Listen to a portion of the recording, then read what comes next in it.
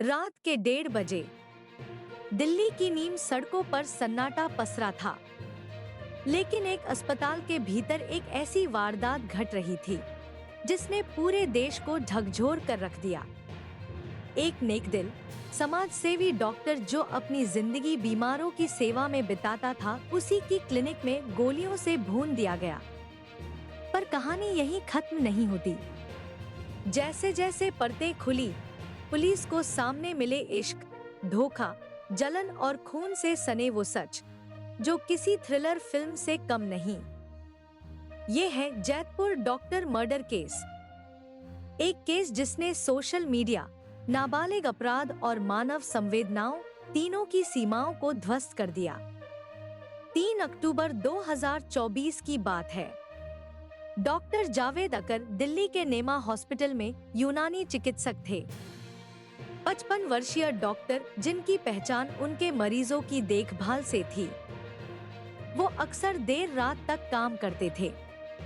इसलिए जब 1:30 बजे 2 किशोर लड़के अस्पताल में दाखिल हुए तो किसी ने शक नहीं किया। एक लड़के के पैर में पट्टी थी। नर्स से बोला, पट्टी खराब हो गई है, बदलनी है। नर्सें उन्हें डॉक्टर के केबिन की ओर भेज देती हैं। वो लड़का दरवाजा बंद करता है और फिर एक धमाका, गोली की आवाज गूंजती है। नर्स दौड़ती है। डॉक्टर अकर अपने ही टेबल पर झुके हुए हैं, खून से लथपथ। वो अब इस दुनिया में नहीं है। वो दोनों लड़के बंदूक लहराते हुए फरार हो जाते हैं। अस्पताल में हड़कंप मच जाता है। पुलिस तुरंत अस्पताल पहुंचती है। सीसीटीवी फुटेज निकाले जाते हैं। दोनों लड़कों की शक्लें साफ नजर आती हैं। उन्होंने मास्क तक नहीं पहना, लेकिन कोई उन्हें पहचान नहीं पा रहा था। नाम, पते, स्कूल कुछ भी नहीं पता। 4 दिन बीत जाते हैं, कोई सुराग नहीं। तभी पुलिस की मदद करता है इंस्टाग्राम। एक पोस्ट वायरल होती है। एक लड़का देसी कट्टा हाथ में लेकर तस्वीर खिंचवा रहा है।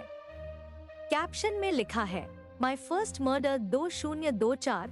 पुलिस चेहरा पहचान लेती है। वही लड़का जो डॉक्टर के क्लिनिक में देखा गया था। उसका नाम था रवि, उम्र 16 साल। पुलिस डिजिटल ट्रैकिंग से रवि को पकड़ती है, उत्तर प्रदेश के हापुड़ जिले से। साथ था उसका दोस्त समीर, उम्र 17 साल। दोनों को गिरफ्तार किया गया। इंट्रोगेशन रूम में रवि टूट जाता है और जो उसने बताया, उसने केस को पूरी तरह उलट कर रख दिया। रवि का एक लड़की से प्रेम संबंध था।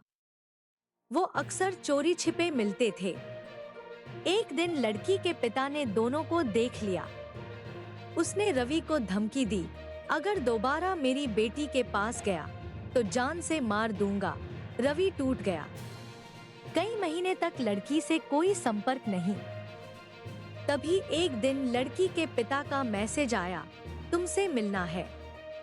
तुरंत रवि भागा गया। उम्मीद थी कि अब शायद शादी की बात होगी, लेकिन लड़की के पिता ने एक शर्त रखी, अगर मेरी बेटी से शादी करनी है तो पहले एक आदमी को मारना होगा। रवि चौंक गया, पूछा, किसे मारना है? क्यों? जवाब, तुम्हें जानने की जरूरत नहीं। अगर वाकई प्यार करते हो तो ये इम्तिहान पास करो। उसने रवि को अपना एटीएम कार्ड भी दिया। कट्टा खरीदने, आने जाने और खाने का खर्च इसी से निकाल लेना। रवि डर गया, लेकिन उसे लगा शायद अब लड़की से शादी हो जाएगी। उसने अपने दोस्त समीर को राज में शामिल किया। साथ में लोकल एजेंट से देसी कट्टा खरीदा। कट्टा का पेमेंट भी उसी एटीएम कार्ड से हुआ। दोनों ने मिलकर 3 अक्टूबर की रात डॉक्टर जावेद अकर को मारने की योजना बनाई और उसे अंजाम भी दे दिया। लेकिन पुलिस यहीं नहीं रुकी। एटीएम कार्ड के डिटेल्स और रवि के बयान से लड़की के पिता को भी गिरफ्तार किया गया। और वहीं सामने आया केस का असली सच। लड़की के पिता की पत्नी यानी लड़की की मां खुद नेमा हॉस्पिटल में नर्स थी। और उसका डॉक्टर जावेद अकर के साथ अवैध संबंध था। पति को जब यह पता चला, उसका गुस्सा फूट पड़ा। अपमान और ईर्ष्या से भरा मन और योजना बनी बदला लेने की। उसने अपने गुस्से की आग में एक मासूम लड़के को इस्तेमाल किया। इस केस में 3 प्रेम कहानियां एक साथ टकराईं और नतीजा था एक हत्या। पति का टूटा हुआ प्यार, जिसने अपनी पत्नी की बेवफाई का बदला लेने के लिए एक मासूम की जिंदगी से खेला।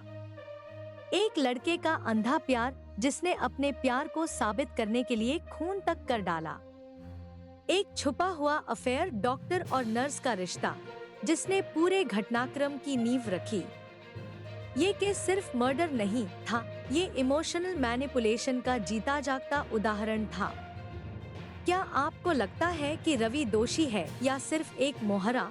क्या लड़की का पिता असली अपराधी है? क्या सोशल मीडिया ने हिंसा को ग्लोरीफाई किया? आपका क्या कहना है? कमेंट करें, अपनी राय दें। वीडियो को लाइक करें, शेयर करें और चैनल को सब्सक्राइब करना ना भूलें, ताकि हम आपको ऐसे ही केस की अगली अपडेट सबसे पहले दे सकें।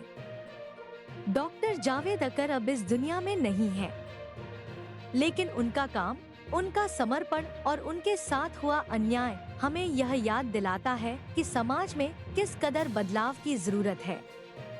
रवि, समीर और लड़की का पिता अब जेल में है, लेकिन असल सजा तब होगी जब पूरा सच कोर्ट के सामने आएगा।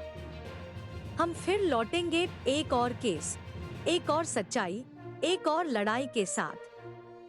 तब तक याद रखिए, झूठ कितना भी बड़ा हो, सच से नहीं बच सकता। और इंसाफ चाहे देर से मिले, लेकिन जब आता है तो सबकी आंखें खोल देता है।